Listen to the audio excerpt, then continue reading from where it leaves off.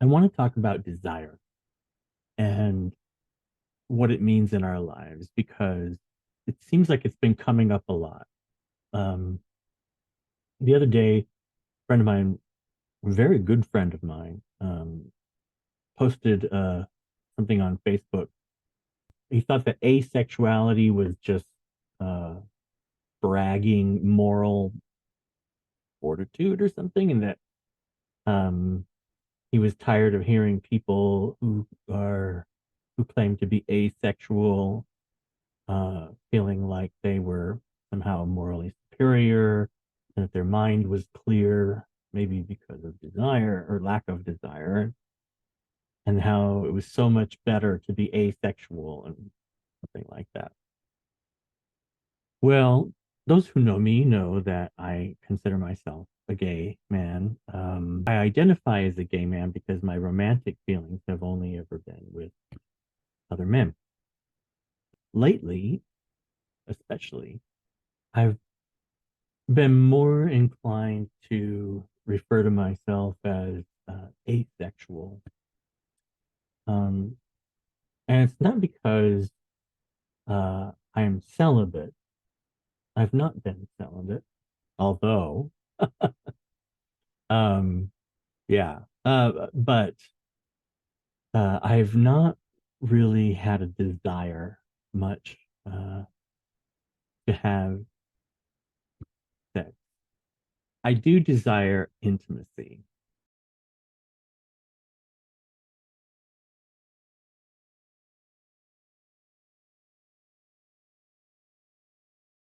But intimacy does not necessarily always equal sex.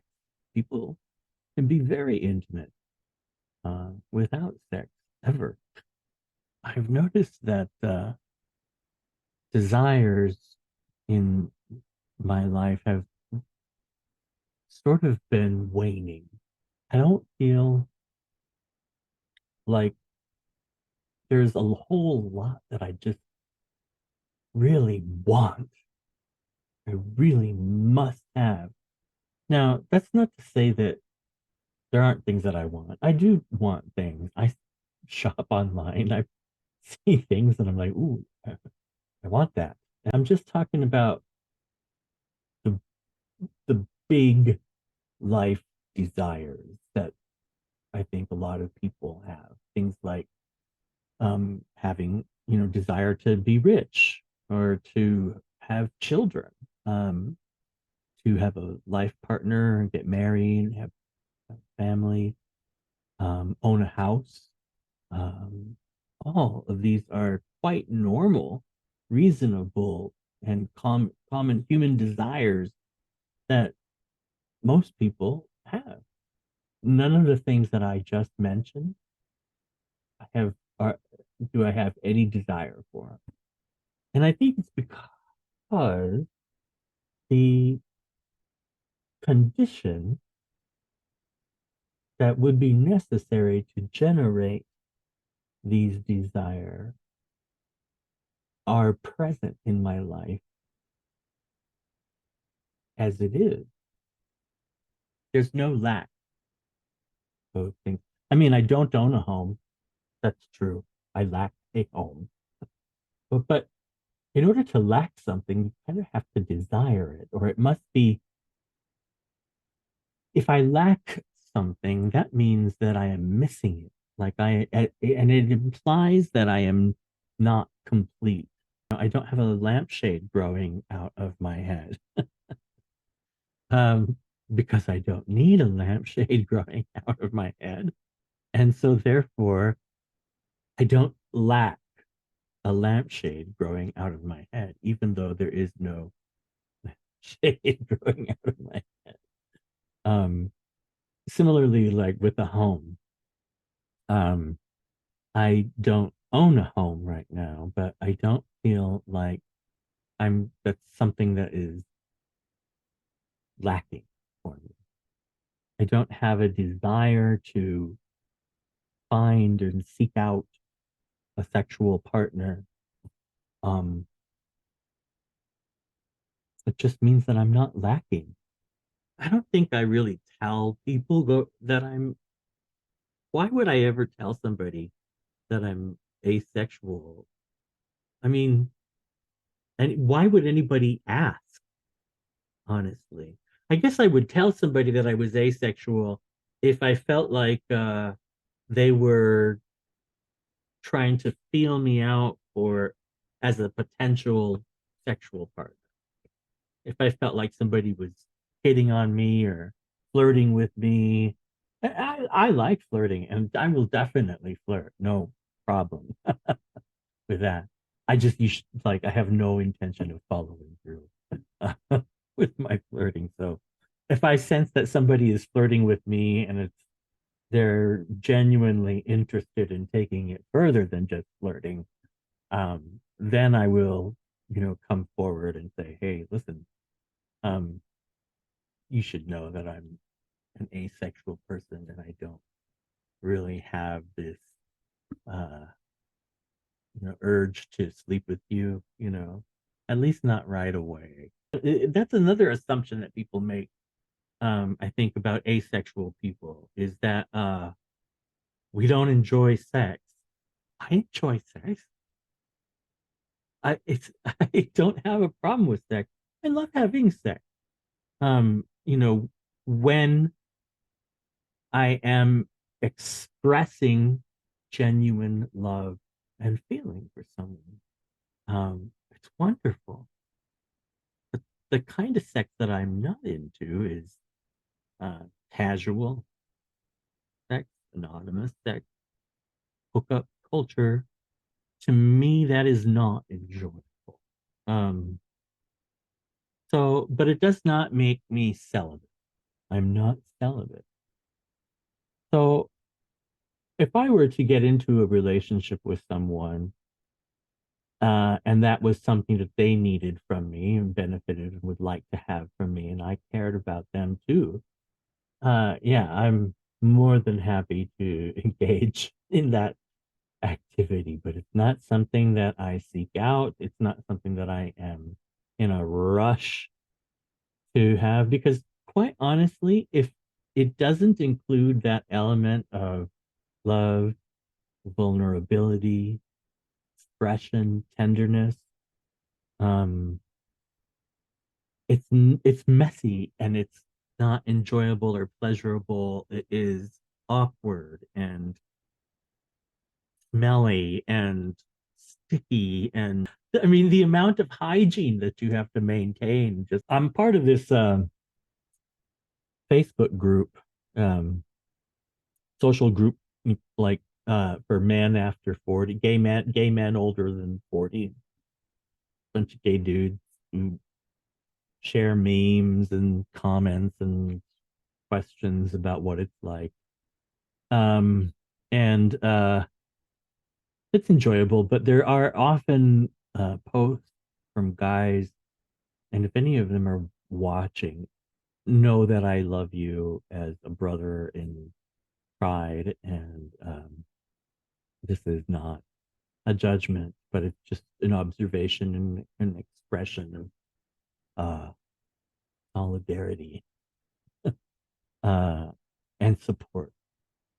And so there's a lot of posts on this Facebook group um, about from men who seem to be quite quite lonely and have great sadness about that about not being able to find a partner, find love, be with someone that they love. Um, and I want to say to those guys on that page, like, man, I know that pain, man. I know what it feels like to to look around and see so many other your friends and other gay men out there that you perhaps admire, respect, what have you, um, with partners and families and property. Some of them have businesses together. Um, Lovely couples, lovely men. Uh, I know lots of people like that. But for a while when you're younger and you're single, it's just kind of like, eh, I just haven't met the right guy. Um, he'll come around. But you start getting older, man, and then those chances, those odds change quite drastically. I don't know what I'm talking about. Man, sometimes I swear 99% of everything that comes out of my mouth is probably bullshit. Um, but I want to say to those guys, like, if there's any way that you might consider getting rid of that need, you know, ask yourself, what if I did have it? Put yourself in that scenario. Imagine what it would be like if you had the partner of your desire, your dream. What would that be like? How would that change things? Would that change how you look at the world? Would that change how you see your coworkers, your friends? How different would things be? So ask yourself that question. Don't think about who your ideal person would be. Forget about that. Don't worry about that. Just think about your life. Take this little slice of your life on a daily basis and think, how would your day-to-day life be different? Would you drive a different car? Would you live in a different place? Would you have an animal that you don't have right now? What sort of conditions would be around you, and how would your life be different if you had exactly what it is that you want? And let yourself feel that. Um, all the senses. Imagine things like what sort of sounds you would hear around you, what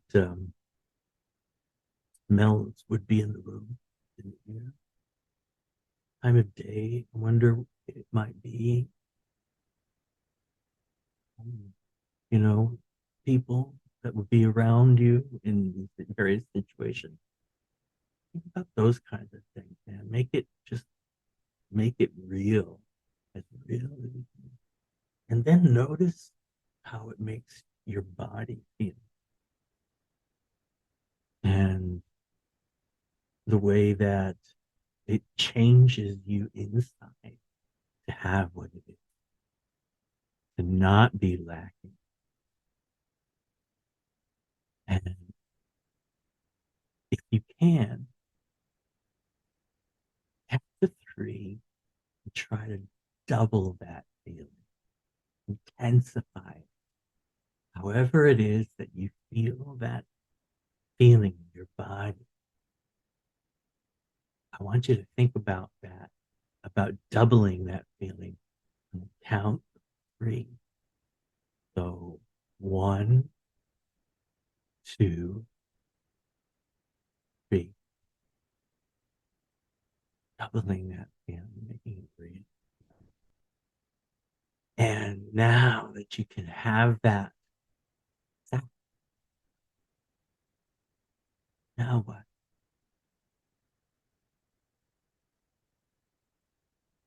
Is there anything else? Or is that it? Is that the bottom? If it's not, if there's more that you want beyond that, then keep going. Drill down. Find out then if you have that exactly like you want it. Now ask yourself, then what do I? And if you think of something else, keep going and ask yourself, Put yourself in that situation, just like you did before. Imagine yourself having that. Keep going, keep going, keep going until you get to the bottom where it says, there is no more. If you keep going down and asking if I have this completely and exactly the way that I want it, and you create that situation around you in your mind until you get to the very bottom where there's nothing else, you are complete. You are whole, right? And now, when you are finally in that whole, what we call the core, that core state, build that world around you. Build it around. Smell it, taste it, feel it, see it. What would it be like to have that feeling? Now that you have that feeling, now is the fun part because you get to go back up now. So you are down at the bottom, right? You're at the core. And now you get to go back up through the layers. So I have this exactly the way that I want. And now I'm going to go back up to the layer, just having everything that I have. And now, how does it change that layer? And how does it change the smells and sounds and textures of all of that? And keep going back up and back up until you finally reach the surface. And this is your life as it is. Oh, sorry. This is your life as it is now, this circular kind of like shell, because you've drilled down all the way to the core and created the reality down there of what is all for you, what is complete, right? And now you've brought that back up through all the layers to the surface, and you can look around you in real time and see how your life is. And you know that suddenly this pain that you had that was once here inside,